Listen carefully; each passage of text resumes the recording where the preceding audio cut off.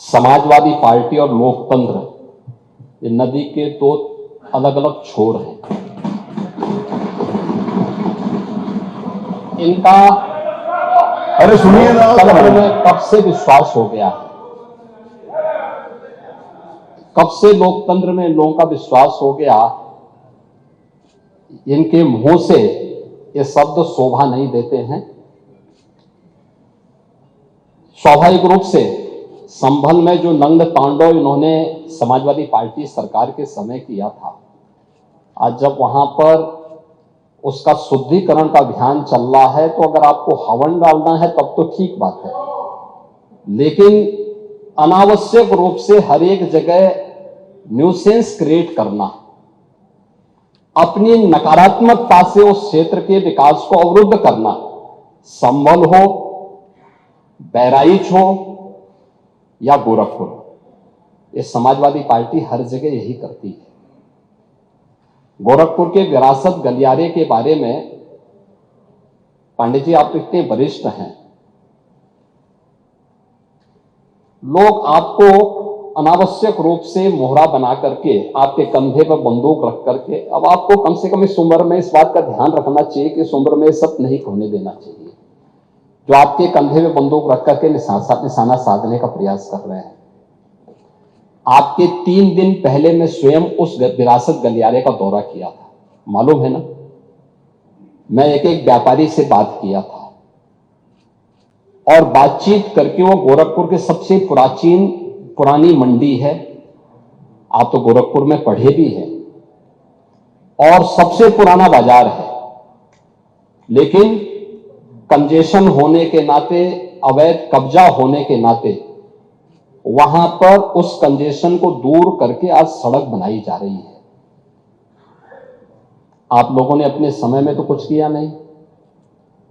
वहां के मासूम बच्चे दम तोड़ते थे बीमारी से, इंसेफ्लाइटिस से 700 से लेकर 1500 बच्चों की प्रतिवर्ष मौत होती थी। आपकी विधानसभा के भी और सिद्धार्थनगर जनपद के भी सैकड़ों बच्चे मरते थे। कभी आप लोग कुछ नहीं किए, विकास के लिए आप लोग कुछ नहीं किए। अपने समय में विकास का आपका कोई एजेंडा नहीं था। और अगर भारतीय जनता पार्टी की सरकार, एनडीए की ये सरकार विकास कराना चाहती है, तो आपको इसमें भी बुरा लगता है। और वो विरासत गलियारा उसी पुराने बाजार के पुनरुद्धार करने को, जिससे वहां के, आपको मालूम है वहीं पे गोरखपुर का घंटाघर भी है, गीता प्रेस भी उसी से सटे हुए क्षेत्र में है, और गोरखपुर का सबसे प्राचीन बाजार भी जो मार्केट है उसी से जुड़ा हुआ है। उस मार्ग को बनाने के लिए एक एक व्यक्ति, एक एक व्यापारी को कंपनसेशन देने के बाद 3 दिन पहले मैंने स्वयं उस क्षेत्र का दौरा करने की बात की थी। उसके बाद राजनीति करने के लिए आप गए थे। भारतीय जनता पार्टी ने नहीं, बल्कि गोरखपुर के व्यापारियों ने आपका विरोध किया था।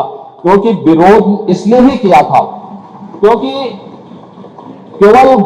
केवल वहीं का व्यापारी नहीं, प्रदेश भर के व्यापारी में समाजवादी पार्टी की चारों सरकारों के समय में जो भय और दहशत था, जो उनसे गुंडा टैक्स वसूली किया जाता था, उसके कारण व्यापारियों में आपके प्रति जो आक्रोश है, बार बार उसका खामियाजा समाजवादी पार्टी को भुगतना पड़ा था। और व्यापारी इसी बात को लेकर आशंकित थे कि उनके विकास के लिए कोई कार्य हो रहा है, उसमें फिर विघ्न बाधा पैदा करने के लिए आप गए होंगे। और व्यापारियों ने इस चीज का विरोध किया था कि भाई आप वहां बिना बुलाए मेहमान आकर के टपक पड़े हैं, विघ्न बाधा पैदा कर रहे हैं, ये नहीं होना चाहिए।